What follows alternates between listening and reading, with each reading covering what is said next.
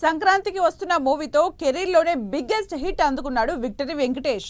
అనిల్ రావుపూడి దర్శకత్వంలో వచ్చిన ఈ సినిమా థియేటర్స్లో 50 డేస్ రన్ కంప్లీట్ చేసుకుంది. ఇలాంటి హిట్ తర్వాత ఏ హీరో అయినా వరుసపెట్టి సినిమాలు చేసేస్తాడు. అయితే వెంకీ మాత్రం అన్ని స్క్రిప్టులు రిజెక్ట్ చేస్తున్నాడట. ఎందుకు అనుకుంటున్నారా? Watch this.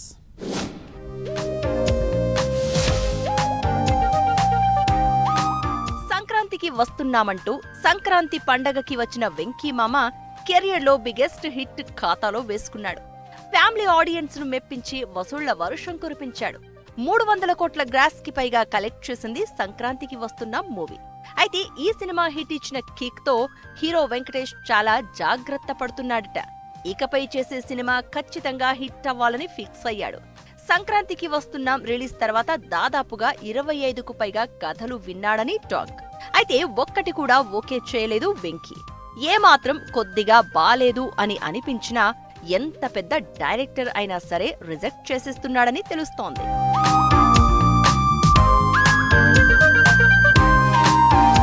గతంలో F2, F3 సక్సెస్ తర్వాత శైలేష్ కొలను డైరెక్షన్ లో సైంధవ్ అనే యాక్షన్ సినిమా చేశాడు. అయితే ఆ మూవీ డిజాస్టర్ గా మిగిలింది. ఆ అనుభవాన్ని దృష్టిలో పెట్టుకుని సంక్రాంతికి వస్తున్నాం సక్సెస్ ని కంటిన్యూ చేసేందుకు జాగ్రత్తగా అడుగులు వెయ్యాలని డిసైడ్ అయ్యాడట వెంకీమామ. తన దగ్గరికి వస్తున్న ఏ స్టోరీ ఆయనకు నచ్చడం లేదట.